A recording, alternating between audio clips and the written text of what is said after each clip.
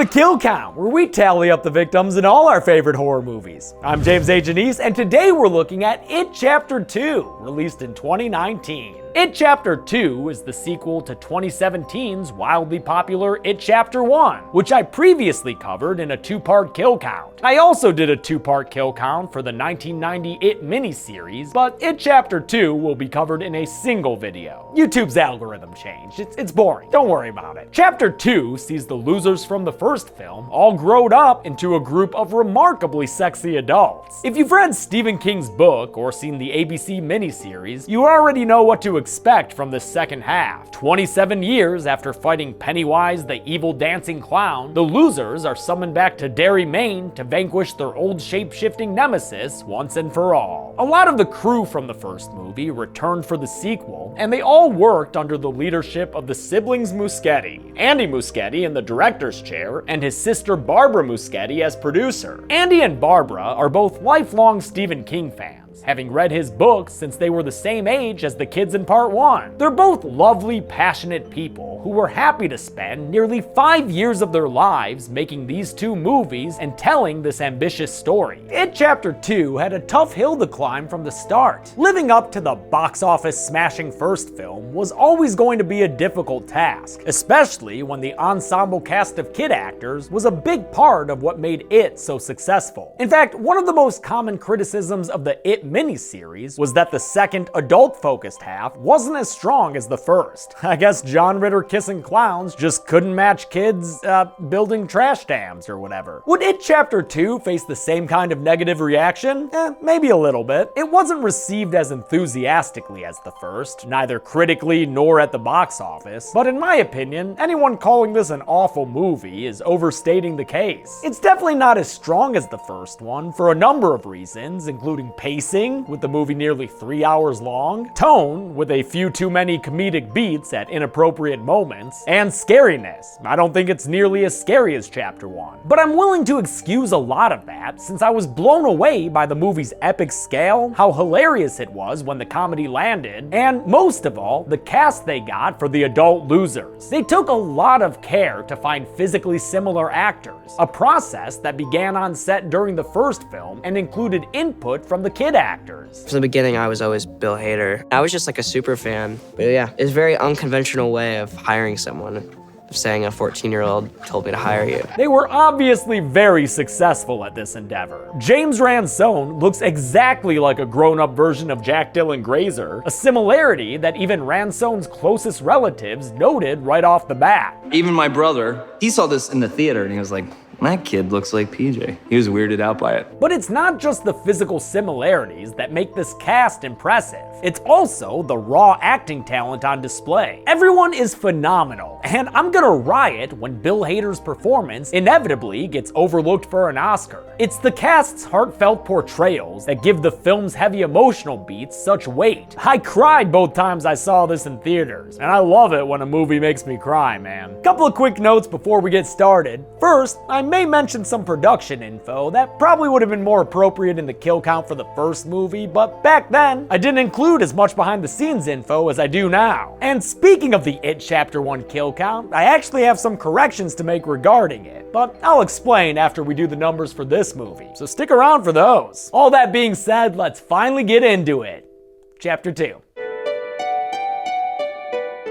The movie begins with young Beverly Marsh floating in a sewer. Damn it, Bev, I told you that deadlights are like the eclipse. You're not supposed to look directly at them. We kinda recap the ending of the first movie, and if you like recaps and flashbacks, well, you're in luck. This film's got a lot of them. It's one of the things that slows down the pace a bit, but at least most of it is new footage filmed specifically for this movie. We're not watching the same exact stuff all over again. 27 years later, boyfriends Don and Adrian are enjoying a dairy carnival and all the fun prizes they can win there. Never been a fan of the beaver, but look at this hat. Unfortunately, a group of violent and hormonal homophobes see them and follow the couple to a bridge. Heads up, this is a very graphic and uncomfortable scene, so, don't watch if you don't want to. Cause these bullies don't just beat these innocent dudes up, they fucking brutalize them, man. And it doesn't help that you've got that little shit laughing the whole time too.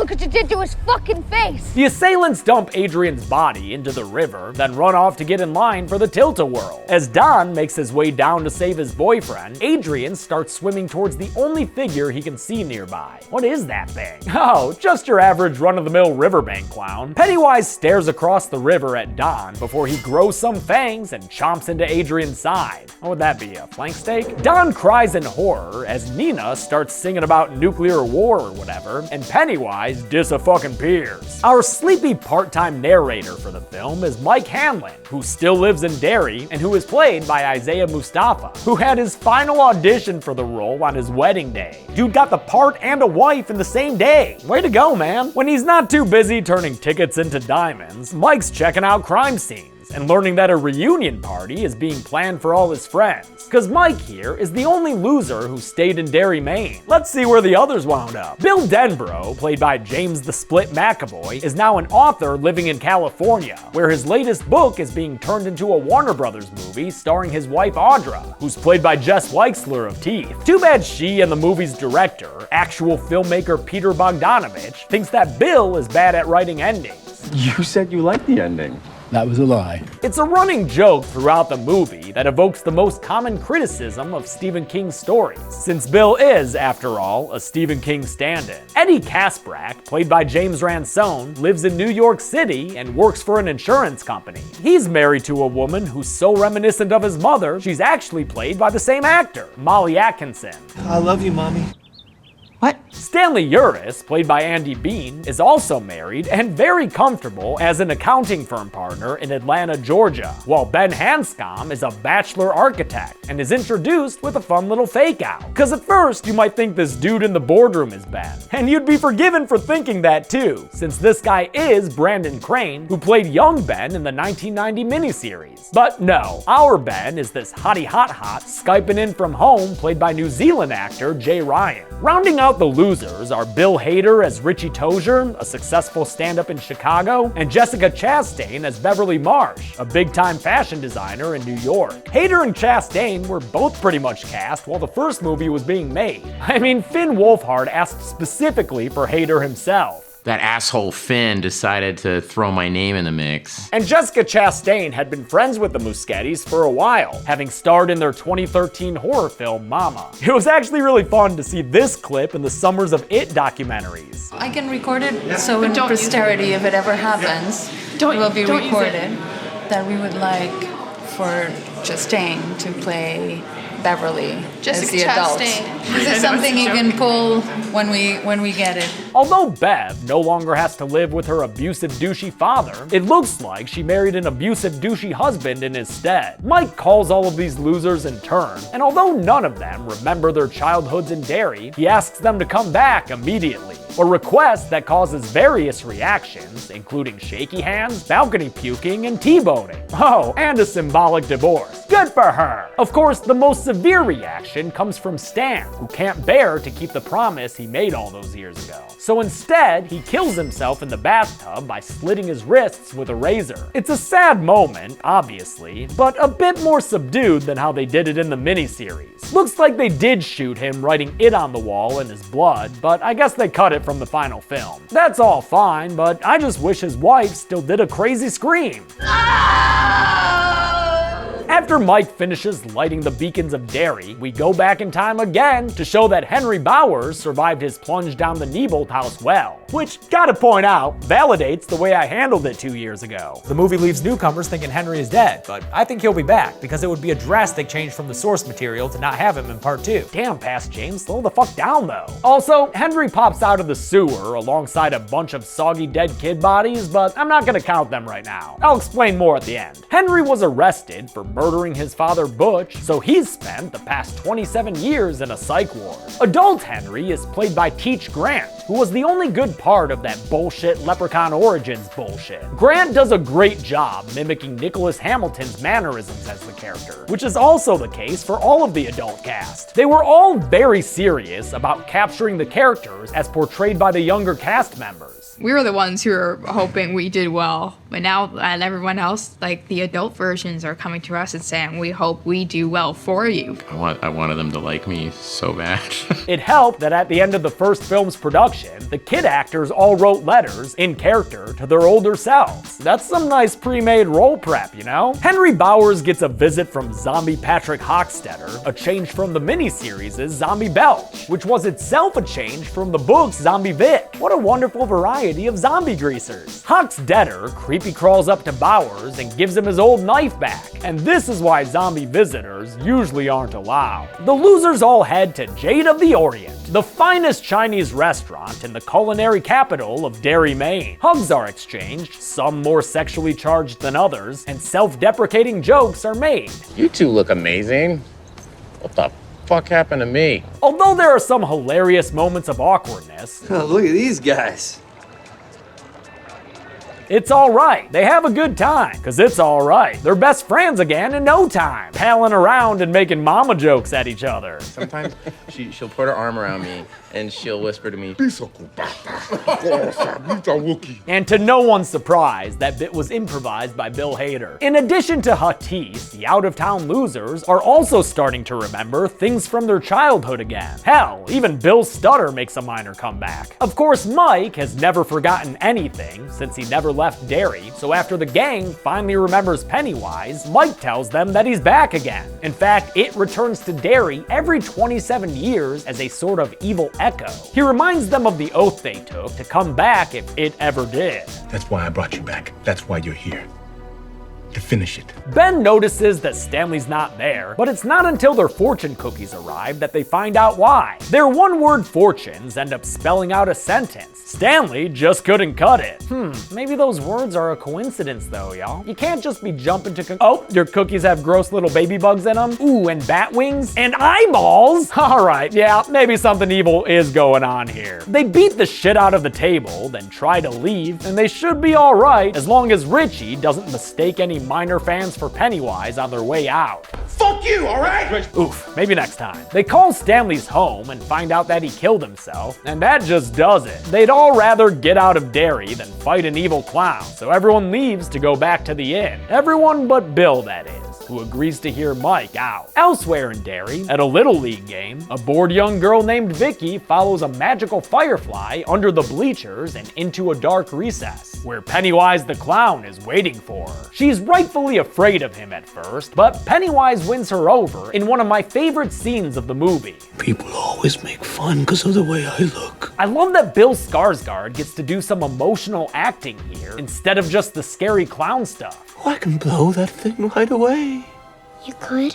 Oh, yes. To play the role, originally made famous by Tim Curry, the producers auditioned 160-something people and chose carefully, knowing that the clown's portrayal would set the tone of the film. In the end, the part went to the person with the most impressive audition, Bill Skarsgård. Skarsgård's depiction of the character took some time to figure out, and it wasn't until he was in full makeup, oh god, I said full makeup, and costume that he was able to land on Pennywise's specific behaviors. Pennywise's appearance was kept secret from the kid actors to get a genuine reaction in their first scene with him. But after that initial scare, Skarsgård got along real well with them all. Hey guys, are you ready to beat the shit out of me? I can't hear you!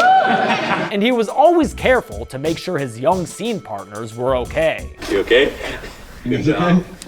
His biggest fan on set may have been Jackson Robert Scott, who played Georgie, and who cried when he was initially kept from seeing Pennywise. Also, just gotta say, I never get tired of watching Bill Skarsgård in full makeup acting like a normal dude. That's great. It really is. Pennywise's new friendship with Vicky just can't overpower his hunger for children. So after luring her close enough, he turns into a scary clown and bites her in the face. He kills her below the bleachers, with none of the adults overhead ever knowing a damn thing. And hey, let's pick up another kill for the count over at the psych ward, where Henry Bowers is now making his escape escape by killing people like this inmate here. Looks like the guy got his throat slit. Also kinda looks like that Joey dude from Friday 5. Although Henry scares that guard there, we don't see a confirmed kill before we cut to Henry breaking out and getting driven away by Zombie Hochstetter. Mike takes Bill to the Derry Library, where Ben was once leered at by a creepy librarian, and upstairs to his apartment. This motherfucker lives in the library like some literary Quasimodo. Mike gives Bill some water and shows him an artifact that he apparently stole from the fictional Shakapiwa tribe. Oh, and also, he just drugged Bill. So let's go on a magic carpet ride. This Shakapiwa backstory is an invention of the movies, and honestly, a little bit weird. I think the equivalent scene in the book involves the kids doing hallucinogens in a tent, and I guess they replaced that with this. Oh, and flashing lights warning for a mo, because the story that Mike tells Bill is stroberific and full of crazy glue people fighting a legendary Pokemon. Or, sorry, that's another form of it. The vision shows Bill the Ritual of Chud, which is not a traditional sermon for cannibal humanoid underground dwellers.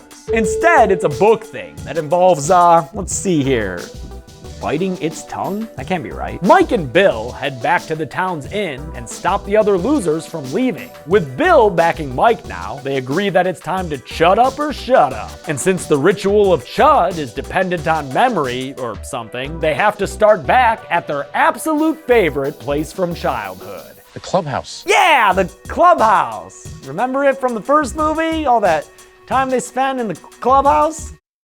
Oh, well, that's okay. They filmed new footage for us. Of course, filming new footage with kids a couple years later meant some of them looked pretty different. So for this and some other flashback scenes, a few of the kids had to be digitally de-aged. I think it was mainly Jeremy Ray Taylor as Ben, Jack Dylan Grazer as Eddie, and definitely Finn Wolfhard as Richie. It's not super noticeable, unless maybe you do some side-by-sides with the first movie. But I guess sometimes their dubbed over lines sound a little weird. Hey, Rich, your 10 minutes are up. What are you talking about? The hammock, 10 minutes each was the rule. According to Andy Muschietti, their physical appearance wasn't the only thing that required adjusting either. Your behavior changes from 12 to 15, and I had to remind them that they were not 15 in the fiction, they were 12. They would just like come and naturally do a scene. I would say, okay, now give me the 12-year-old version of that. I actually really love that the actors, just like the characters in the movie, had to relive their pasts in order to finish telling this story. That's what we call thematic resonance. This flashback and the gang's super iconic clubhouse also reminds us all that Stanley Uris fucking loved his shower caps. Man, he was always cleaning stuff with that shower cap on, right? No? Not at all in the first movie? Oh well. The adult losers still say that this dirty shower cap right here is a suitable emotional stand-in for their dead stuffy friend. It's one of 7 items they'll need if they want to be Elmer Chud. 7 items for the 7 of them, since each must sacrifice an artifact from their past. To find them, they have to split up, since they had separated 27 years ago after that fight they had stemming from their first Neibold House adventure. This kicks off a series of fetch quests known as the Walking Tour, wherein each loser has to revisit their past to find their tokens. Well, all of them but Mike. He doesn't get a segment. Bev is up first. She visits her childhood apartment to find an elderly woman by the name of Mrs. Kirsch living there. Kirsch tells Bev that her father passed away some time ago. But note that that happened in between movies, kind of outside of the story, so I'm not gonna count it in this movie, and I'll once again note that I was right not to include him the first time around, since he didn't die from that toilet tank lid. Bev steps inside for tea at Mrs. Kirsch's insistence, and while it's being prepared, she goes to her old room and cracks open a piece of that molding. Roach! Inside the wall, she finds an old stash of cigarettes and the postcard poem given to her by Ben, January Embers. My heart burns there too. Oh, that's nice. Do you like poetry, Mrs. Kirsch? Oh, never mind, she gone. Bev has a creepy spot of tea with Mrs. Kirsch in a scene that was basically released as a trailer. Also, Chelsea and I got to reenact this scene with actor Joan Gregson at a Warner Brothers event. Are you Daddy's little girl too?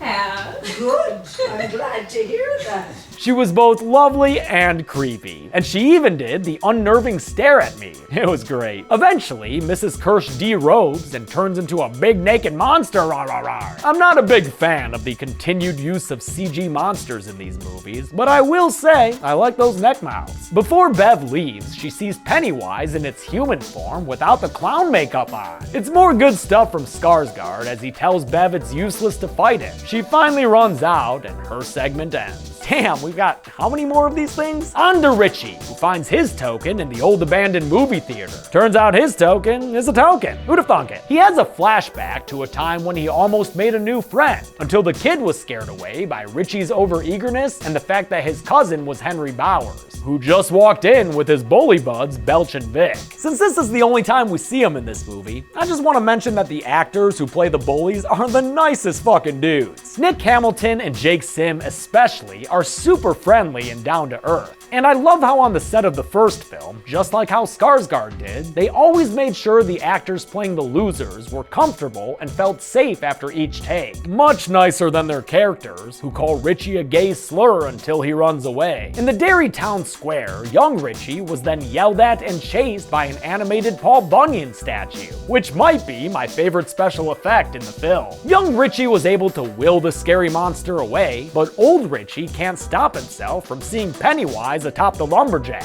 And this balloon floating bastard says he knows something private about Richie. I know your secret, your dirty little secret. I wish his secret had been set up in the first film, but before we can think too much about it, Richie runs away and leaves Pennywise's face to melt in peace. Bill's lonely travels take him to a pawn shop where his old bike Silver is on display in the window. To get the bike, he has to haggle with the owner, who's played by none other than Stephen King himself. Andy Muschietti just asked King if he wanted to do a cameo, and King agreed to do it despite some reservations about his own thespian abilities. I'm not much of an actor. Hey, don't count yourself short, Steve. Jordy Verrill's a goddamn treasure. Although his cameo may pull people out of the movie a bit, it is pretty funny. And in the end, King was happy with his performance. I am now in my mind writing my Oscar acceptance speech. King fleeces Bill for the bike since he's a big fancy rider, and even pokes fun at himself when he gives Bill some book feedback. I didn't like the ending. With Silver properly saddled again, Bill pedals his heart out all the way to the sewer entrance where his little brother Georgie was killed. In a flashback, he remembers a time when Pennywise's disembodied voice blamed him for Georgie's death, touching on a guilt that was established in the first movie, so that one rings true. Adult Bill sees in the sewer a paper boat in his brother's hands, but then there's another hand, and then a bunch of tiny baby hands, and now they're all getting handsy with Bill. Ew! Could someone please give this guy a hand with all this? He gets away with his arm intact and the paper boat in his hand, only to find that kid from the Jade Orient staring at it. Bill warns the little boy to stay away from the sewer, and when the kid mentions hearing clown voices in his tub drain, well, boy oh boy does that set Billy off. Yo, dude, chill. You don't know this kid. Tell me you understand! I understand you about to get arrested there, Bill. Better let that kid go and not have such a cow, man. Ben's vignette sees him go to the high school where he once took a summer class in a room with a turtle on the desk. And if you got excited about seeing a turtle, knowing how it ties into the novel, you're not the only one. Oh, dude! Are we supposed to see a turtle in this movie? In this game? Dude, there's a turtle scene in this movie. Ben relives a time when he was alone in the classroom with Beverly, who he's had a crush on since first sight. He finally went for it there, and things didn't exactly go well. Oh my god. You actually thought I could like someone as fat and gross and disgusting like you? Well, that's not nice. Come on, quit flaming the kid, Bev. Oh, I can see how that might be a little difficult for you. It's kind of ridiculous, but I like scary firehead Bev. Anyway, Ben's token is his yearbook page signed by Bev, which is actually something he's always held on to, as we saw in his introductory scene. Must make it pretty difficult for him then, when back at the inn, Bev tells him she thinks Bill wrote the postcard poem for her. Before Ben can correct her, Richie gets back and says that he's leaving. While Ben tends to Richie, we get Eddie's vignette, which includes a background cameo by director Andy Muschietti as Eddie goes to pick up an inhaler from his pharmacist, Dr. So-and-so. He has the most monster flick sequence of the movie in a flashback that shows him in the basement of the pharmacy. He heard his mom yelling down there and found her tied to a stretcher with a chained up being slowly coming towards her. Oh my god, is that a ghost? No, it's the Neibolt House leper who scared Eddie in the first movie. It scares him again so much that he abandons his mom and lets the monster French kiss her. Ew. Now, as an adult, Eddie's down in the basement again, ready to see if his mom's still stuck on that stretcher. She's not, but the leper's still there, and after it grabs Eddie by the face, this happens. Nah man, I don't have any idea what that was. And honestly, I feel like it's one of a few moments in this movie that breaks the tension in a bad way. I will say, they had an impressive vomit budget though. Dude, that was not gonna stop. It was like filming him and 6 of his friends. Eddie gets back to the inn, followed by Bill, who has a lovey-dovey moment with Beth. First, they remember their childhood kiss, and then they reenact it. Bill, you got a wife, dude. Jess Weixler, remember? Fuck you, Bill. Before the infidelity can continue, Bill and Bev are skateboard scared with cool anti-gravity blood effects. Bill gets the message that skateboard kid from the Jade Orient is in danger. Determined not to let him die like Georgie did, he takes off for the Dairy Fair, out into the dairy air. Richie is also on his way out, totally done with this shit, and as he leaves, he fails to notice Hochstetter's idling car, which heralds Henry Bowers' return to the movie. It's your time, Eddie. Oh shit, a cheek stab? Eddie steps away from Henry and Laugh hides himself behind the shower curtain before stabbing Henry in the chest with his own damn knife. By the time Bev and Ben get upstairs and help Eddie though, Bowers has escaped and is hightailing it back to the Firebird. Bill bikes his ass to the carnival and sees the skateboard kid entering a funhouse. Flashing lights warning again, cause Bill follows the kid inside. And although the production design of the funhouse is great, it's also got a lot of intense strobe lights going on.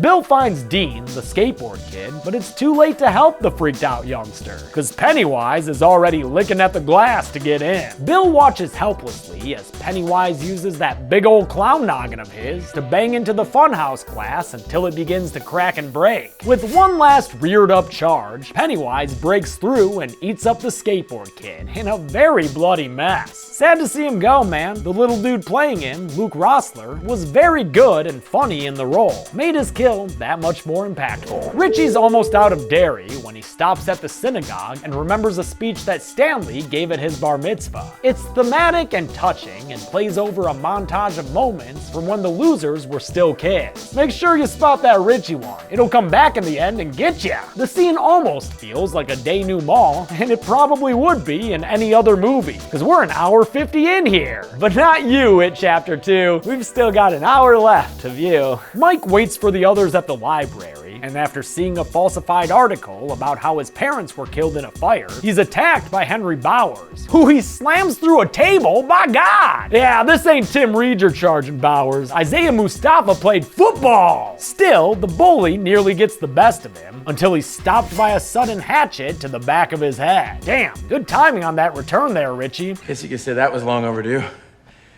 Get it? Because we're in a library. Though you are now contaminating a murder scene, you know. Bill calls the others and tells them he wants to face Pennywise alone, but they intercept him before he can get inside Neibolt House to do it. The house on Neibolt Street is an important location for both films, and after production found the perfect space for it, an empty lot of land at the end of a lonely street, they built the house facade from scratch. One of my favorite details is how the building's face has a sort of smile to it, imitating Pennywise's clown form. So this whole thing looks like a big maw that is waiting for you to get in and eat you. The losers don't let the scary house stop them though, because they made a pledge, damn it, and losers stick together. It's time to go inside that house and finish what they started. Let's kill this fucking clown. They enter Nebold House to kick off the extended third act of the film, which has a whole bunch of spooky stuff, the least of which is some melty stairs. The serious set pieces come when the group is divided. On one side of the door, Bill, Richie, and Eddie watch as a zombie fridge Stanley turns into a reference to my favorite horror movie, John Carpenter's The Thing.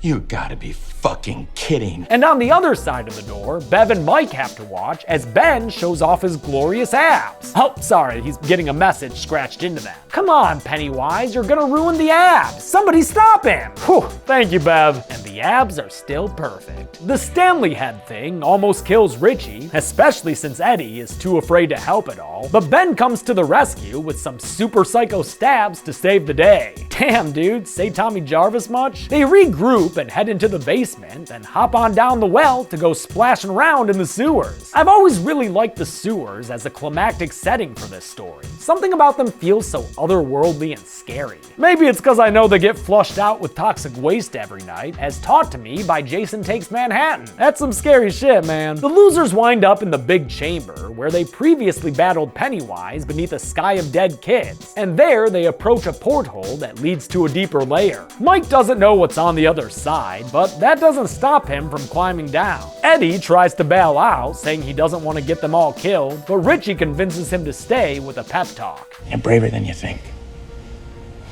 Thanks, Rich. Ow. Sorry. With that, everyone follows Mike down. They find themselves in another deeper, bigger chamber, which is actually a hole caused by Pennywise's crash landing on Earth a few million years ago. This has been its home ever since, and looks like it's a fan of takeout. Mike leads everyone to the impact point and takes out his native contraband so they can finally chud it up. He makes a starter fluid fire as everyone presents their artifacts. Bill's paper boat, Eddie's inhaler, Richie's arcade token, Bev's postcard poem, and Ben's yearbook page. Oh, what's that, Bev? Starting to realize some things there? Mike's token is a rock from the rock fight they had, since that was the day he joined the losers. And, anything else? Oh yeah, the shower cap that Stanley was never seen without. It was so him. Such good shit. The final step of all this chudding is to hold hands as scary light sperms start swimming down towards them, and to never stop repeating this phrase. Turn light to dark! The lights are its true form, I think, and I like them. They seem suitably epic and abstract. They're also pretty powerful. Too powerful to contain in Mike's leather pyramid. A giant red balloon emerges and fills up a whole bunch of space until it violently pops and knocks the losers a little loopy. But did the ritual work, Mike? Oh, did it work, Mikey?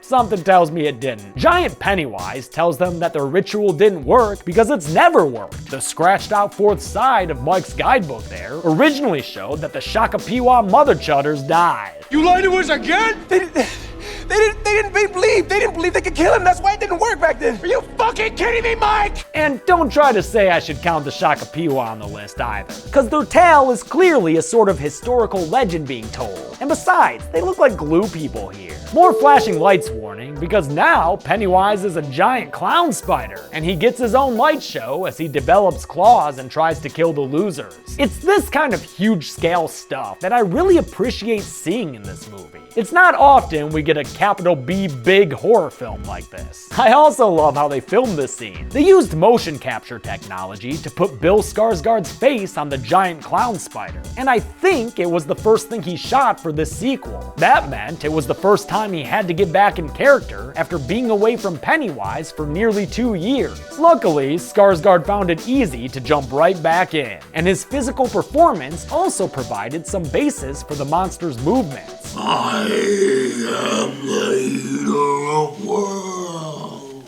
Later, on set, the rest of the cast was chased with a giant Pennywise head on a pole, which is pretty fucking hilarious, while Skarsgård delivered his lines live over a loudspeaker. Oh, waiting for this very moment. And God! The attack splits the losers up again to give us one more round of individualized experiences. Not Mike again though, sorry. Bill swims up through a bunch of water until he's back in his flooded childhood basement. He watches as the ghost of his dead brother Georgie yells at his younger self for letting him die after lying about feeling sick that fateful morning. You lied and I died! Things get pretty gooey-faced, and then Bill symbolically drowns the guilt of his little brother's death. It's a great moment for his character, but less necessary is him shooting Boy Bill in the head and having him morph into your standard scary face. In any case, his mission accomplished, Bill swims back underwater. Bev and Mike find themselves magically thrown down opposite chasms, which lands Bev in the high school bathroom and Ben in their beloved clubhouse. Bev is berated by various bastards of Derry, some of whom deliver ill-advised quotes, "Here's Johnny!" before the stall she's in starts filling up with blood. Jessica Chastain was super game to get bloody, and in fact spent 2 weeks on set covered in blood. The blood-filled stall was difficult for both her and the crew shooting the scene, but at least when it was over, she got some comeuppance against the Muschettis. While Bev's in the marshes, blood dunking, Ben's in the middle of a clubhouse cave-in. And what's worse is that he has to deal with Pennywise's heckling the whole time. Fatty loser! Pennywise closes the hatch on Ben, which was actually the very last shot filmed for the movie, which means when Bill Skarsgård closed that clubhouse door, he was also shutting the door on 86 days of production. And that's a big wrap on It Chapter 2. Bev and Ben are both just about under the surface when Ben shouts out that he loves her, and here's a poem about it. Your hair is winter fire!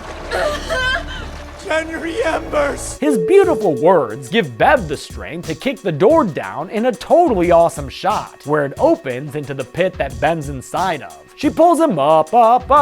They say the poem to each other one more time, and Bev finally recognizes Ben's game. But they do not kiss right now, because Bev's face is far too bloody for all that. Finally, Eddie and Richie are chased until they get to a recycled gag from the first movie, with a trio of doors, each different on the scary scale. They try Very Scary first, which has Betty Ripsom's lower half skipping at them, then Not Scary, which has a cute little puppy inside. But it turns into a monster and they shut that door again, and that's about it for him. Probably didn't need that whole thing. The once again left out Mike gets grabbed by Big Pennywise, but that attack is stopped by Richie throwing rocks. Richie gets captured by Pennywise's deadlights and probably poops himself a little, before that attack is stopped by Eddie with a metal spear. Beep, beep, motherfucker! The spear turns Pennywise into a spider, dragon, Beetlejuice thing, who is then impaled on the edge of his own crash site. But Eddie, you don't actually think you killed it for real, do you? I think I killed it for real! Oh, you poor fool. It's a sad moment as Pennywise uses Eddie's body like a puppet to tease the other losers before tossing him aside. Damn you, Pennywise! They sit Eddie up and get a good look at the bad damage, then make confusing plans based on bullet points from an entry-level science textbook. All living things must abide by the laws of the shape they inhabit. They end up deciding that they can bully Pennywise to death. There's more than one way to make someone small.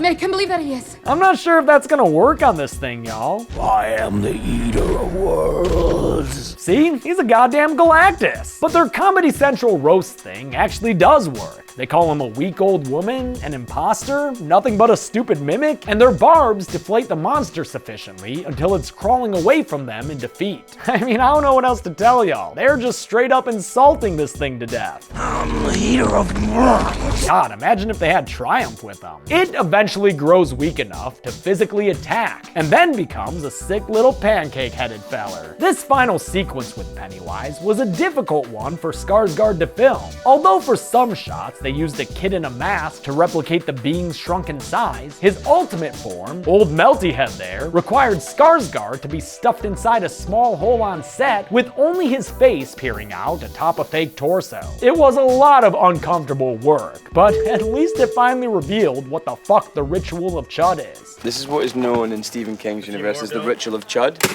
And the Ritual of Chud is when you staple intergalactic entity's head to a piece of volcanic...